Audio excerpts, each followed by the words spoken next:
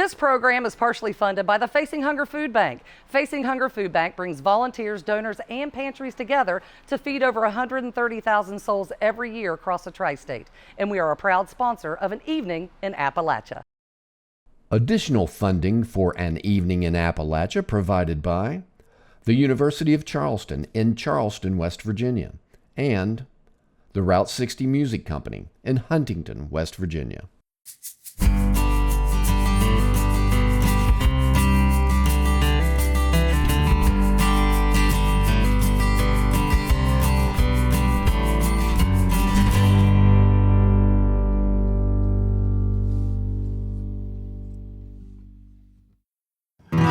My name is Chet Lowther. I'm Charleston, West Virginia. Well, I grew up in the country in a little town called Ireland, which is out in the middle of nowhere, central part of the state.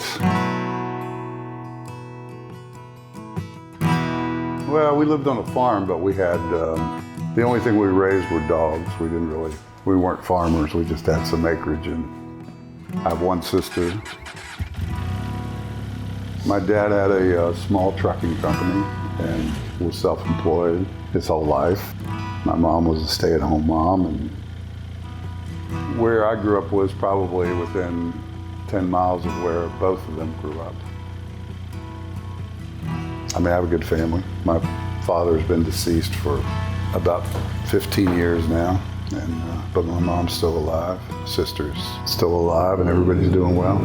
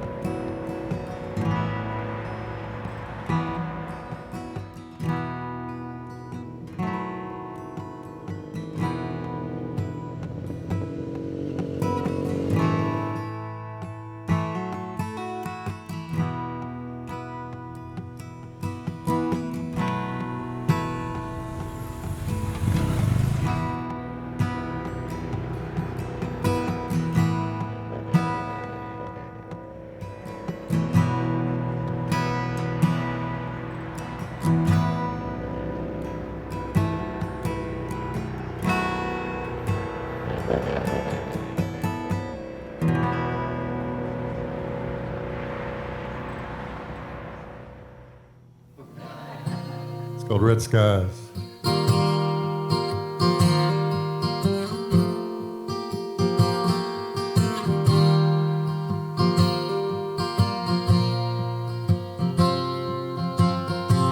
They say red skies at night bring blue skies in the morning. There could be a storm headed your way. I thought we'd weather the storm. We couldn't quite do it. Maybe she always knew it. Couldn't bring herself to say. Maybe she really thought we'd sail right through it. It don't matter, I guess. She's gone either way.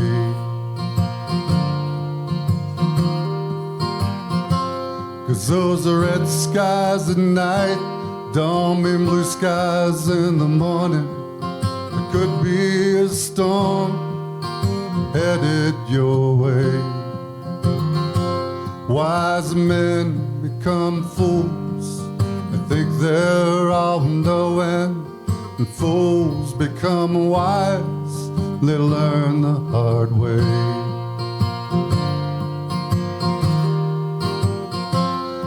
So captain, oh captain, don't go down that ship. Take the life raft, live to sail a new day. For there's no shame in living, you're hurting no one through it. There's no honor in dying if there's no one to save.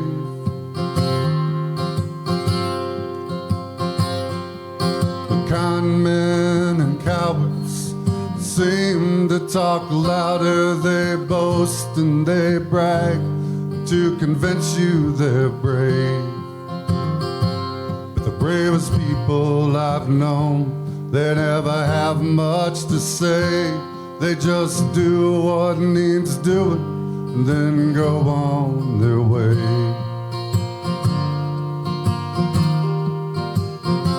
So if you see those red skies, take in their beauty, but don't let them convince you that you've got it made.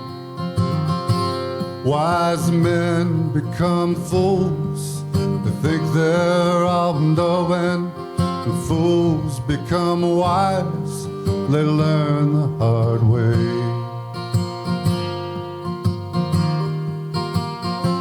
Wise men become fools, they think they're all knowing, and fools become wise, they learn the hard way. But just take it from a fool who's learned the hard way.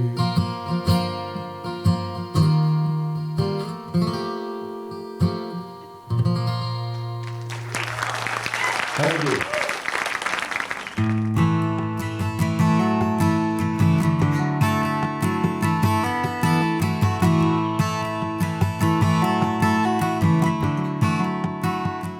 I've always liked to draw. I mean, I've drawn since I was a kid, and you know, I was a pretty quiet kid, but I've always liked to draw,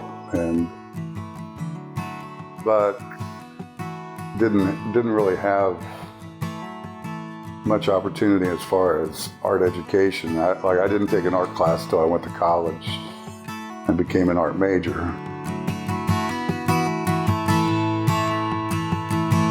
You know, I'm honestly not sure what sucked me in. I just was always drawn to doing it, and I could do it pretty well, you know, at a young age. And I think it's, you know, it's kind of a solitary. It can be a pretty solitary thing, and I was a pretty quiet kid, so I could spend a lot of time drawing, sketching.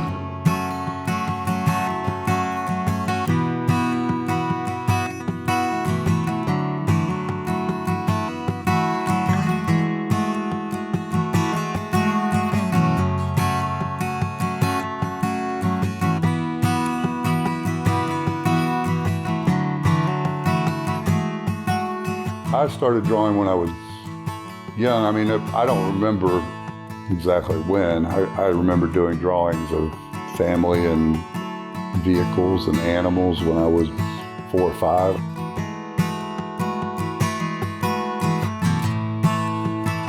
I knew I wanted to go to college, but I really didn't have a definite idea for what, except I wanted it to be something art related. I started out as a commercial art major, but I didn't really care for that too much. And I had one of my painting professors who sort of talked me out of that. He had worked for Hallmark as a young man, and he was like, "You don't really want to spend your life doing that, being in a cubicle and painting a rose." You know, they're like, "Paint a rose," and I'm like, "You're right, I don't want to do that."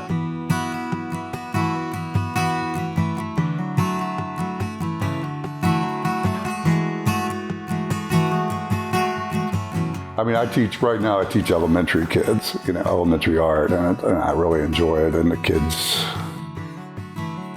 you know, I just get a lot of enjoyment out of the kids. I enjoy teaching. I mean, it's hard to make a living as an artist, especially here, you know.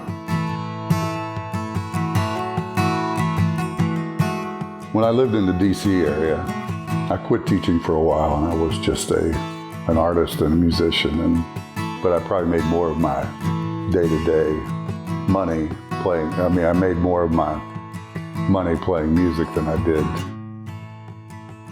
selling paintings, because it's sporadic, you know.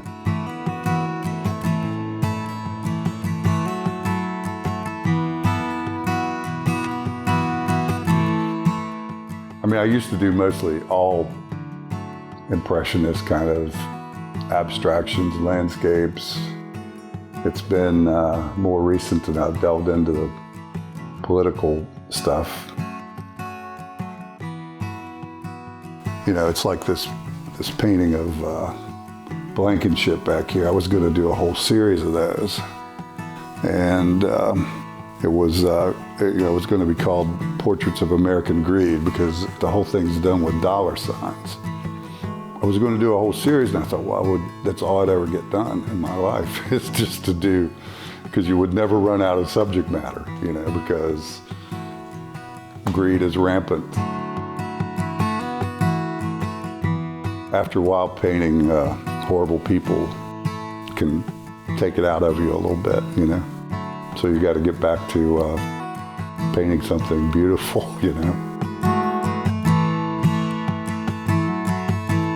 The Coal River Festival was a really cool event, and you know, there were a lot of great musicians there, a lot of great songwriters, and a lot of good friends. It's a very close community. A lot of those people hang out at Coal River Coffee House, and it's like, you know, everybody is very supportive and very friendly. And yeah, I think the festival kind of had its roots in the Coal River Coffee House music scene, which, you know, there's an open mic there every Thursday, and Chris, who runs the open mic sometimes, kind of took it over for a while, and he decided to have this festival, and invited a lot of the local songwriters to participate. But it's mainly about the support. You know, it's not just support that the artists have for each other, but there are people who come there to listen to music, you know, and that's not always the case. You know, I've played a lot of venues, and sometimes people are listening, and sometimes they're just hanging out, and sometimes you feel like you're invisible. You've got all levels of people coming in there to play. You've got beginning songwriters, you've got people who have played all over the place, and, you know, they're seasoned musicians, and everyone's supportive of everyone else, and that's a pretty cool thing, I think, you know.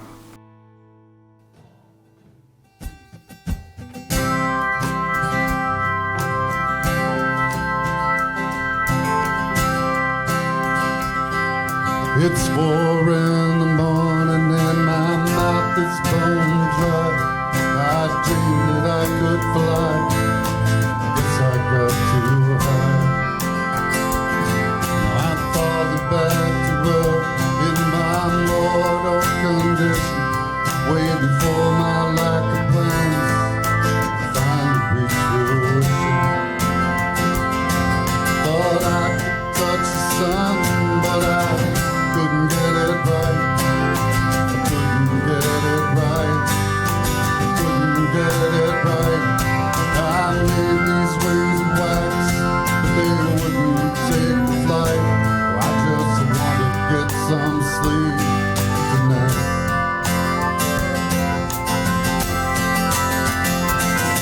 Sometimes I tell myself that I'm doing fine. Then you cross my mind, then you cross my mind. I know you dodged a bullet the day you said goodbye, and I can't pretend that I don't know why. Thought that we could touch the sun, but I couldn't get it right. I couldn't get it right. Couldn't get it right. I made these wings of wax, but they wouldn't take the flight. Oh, I just want to get some sleep tonight. I could leave these city limits, or the limits of this city, and all the limits in my mind, the limits in my mind. I could search the whole world over for another girl that's pretty, but I know I'll never find another one so pretty. sun, but I couldn't get it right. Couldn't get it right. I couldn't get it right. I made these wings of wax, but they wouldn't take the flight. I just wanna get some sleep tonight. I just wanna get some sleep tonight.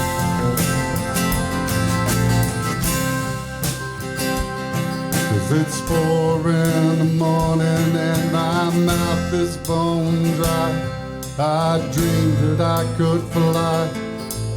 Guess I got too high.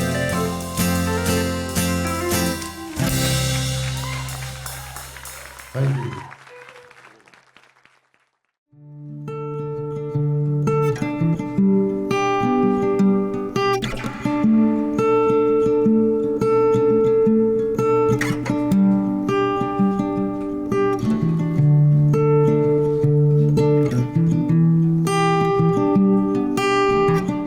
My name is Abigail Blackner. I was born in St. Albans, West. I messed up completely because I was not born in St. Albans. Okay. My name is Abigail Blackner. I'm 18 years old. I've been a musician for most of my life. I've only been playing guitar for about 4 years. I was born in Elkview, West Virginia, but I grew up in St. Albans. I have a little girl who's 5 months. My relationship with my dad was never good. It just recently started getting good. So I'm very thankful for that. But my mom had passed away when I was 5. So I really had no relationship with her. She was addicted to pills. She also had really bad schizophrenia, so we would move around a lot. And it would just cause a really big toll on me and my sisters. I was sleeping in her and my dad's bed because I had really bad nightmares at the time. So I would sleep in their bed, and then my dad was already gone for work. She was on her side, and I wake up. And so she won't wake up for me. And I figure since I'm like 5 years old, she's just not waking up. She's not wanting to. So my aunt goes in there, and everybody has to evacuate the room because what she just saw was not something that she wanted us to see. Yeah.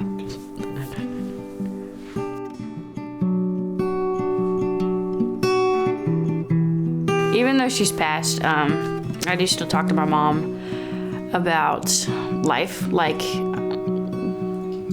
parenthood. I definitely talked to her a lot growing up when I was struggling on my own. Didn't know how to do makeup, didn't know how to use women accessories. You know, like I didn't understand any of it, and nobody helped me. I had to learn everything on my own.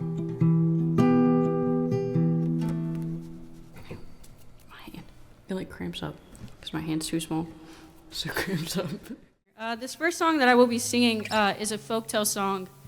I don't know if you guys have ever heard of La Llorona, but she was the Lady of the Lake, so I wrote a song about that.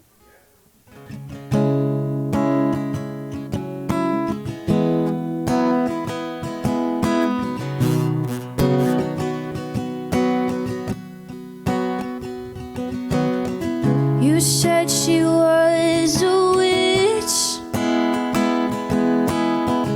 You killed her son and daughter, drowned them in a lake. Now she's out seeking revenge for what you made her feel. It's not her fault she ends up here. She is the lady of the lake, looking for lost souls to hold her name. She is the lady of the lake, hoping to find redemption on the souls you take.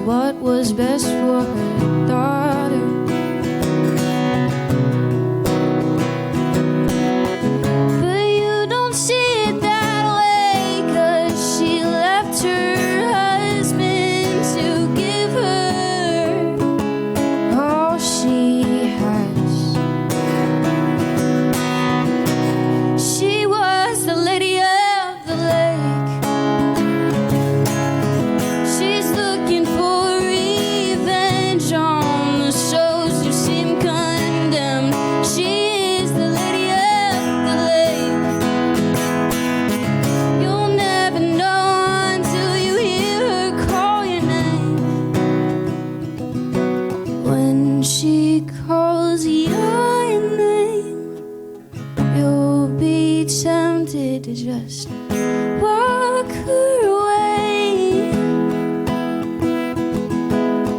She was the lady of the lake.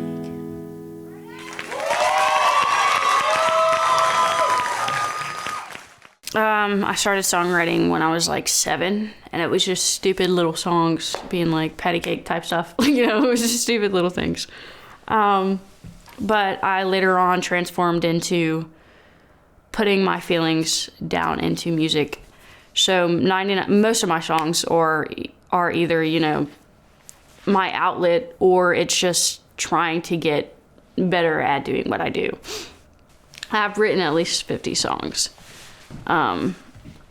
It definitely was a struggle to get here. I still have really bad writer's block, and that's what I've been struggling with lately. So it's just not going as where I would like it to be, but it's there.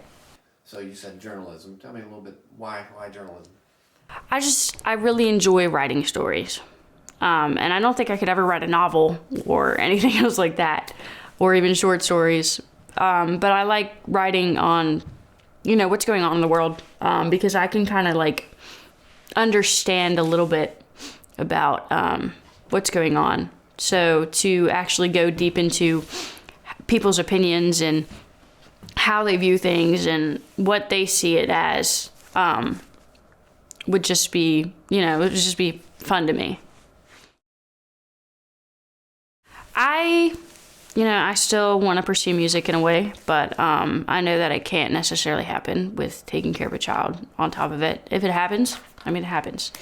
That would be great. But I plan on taking online college courses for cosmetology and journalism. So if I can't do either one, like if I can't do music, then I could at least write newspapers. In the future, I hope to be somewhere. I hope to be maybe not necessarily, big, famous, but enough to make a living off of it, to get somewhere with it. I do hope that I get a couple albums out. People actually listen to my music, and I'm remembered for who I am. So. This is called Sell My Soul.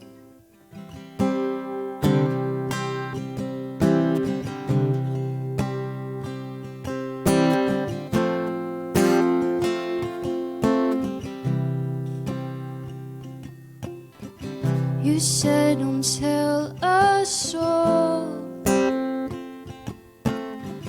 I sold my soul to the devil last Tuesday. I came across the sea. Hold out my hand for prosperity.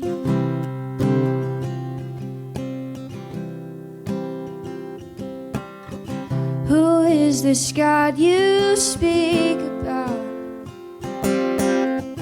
It doesn't seem like he's here now. I've been holding on to pills and drugs to get me through the night.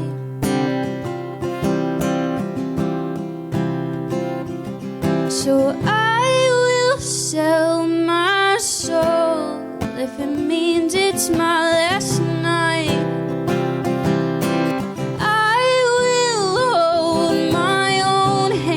If it doesn't mean I won't have to fight.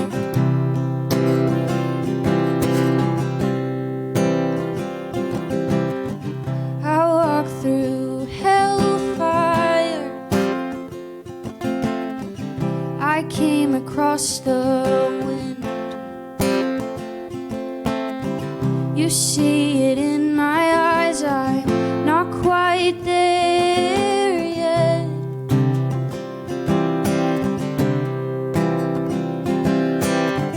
I'll sell my soul if it means I can stand on solid ground. I'll sell my soul if it means I will make it out alive. And I've been trying to find hope in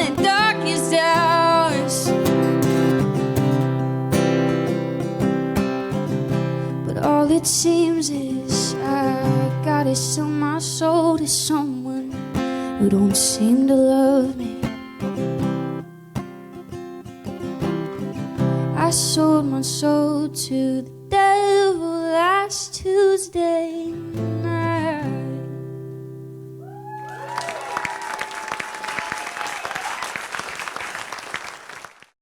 The program is partially funded by the Facing Hunger Food Bank. Facing Hunger Food Bank brings volunteers, donors, and pantries together to feed over 130,000 souls every year across the tri-state. And we are a proud sponsor of An Evening in Appalachia. Additional funding for An Evening in Appalachia provided by the University of Charleston in Charleston, West Virginia, and the Route 60 Music Company in Huntington, West Virginia.